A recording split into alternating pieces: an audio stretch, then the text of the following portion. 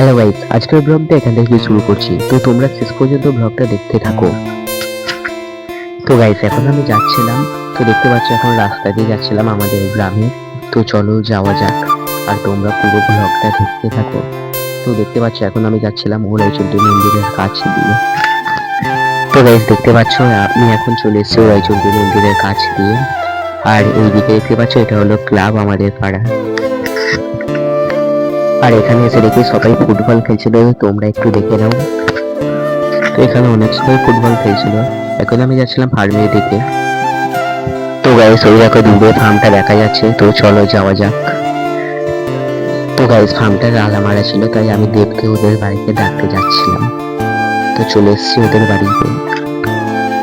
তো এই রুমটার মধ্যে ছিল। আর গাইস এখন ডাকতে এসে দেখি ও এখন গিটার নিয়ে গান করছিল।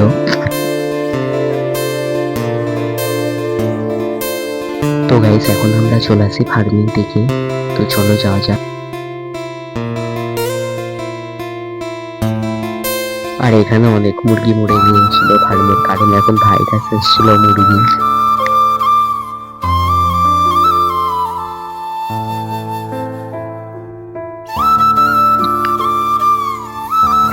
এই দেখো কত মুরগি মরে গেছে ফার্মের। এরপর আমি ফার্ম থেকে বেরিয়ে চলে আসি আমাদের ওই ওলাইচন্ডী মন্দিরের দিকে।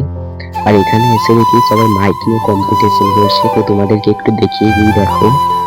তো এখানে সবাই নিজেদের নিজেদের মাইক নিয়ে কম্পিটিশন করছিল।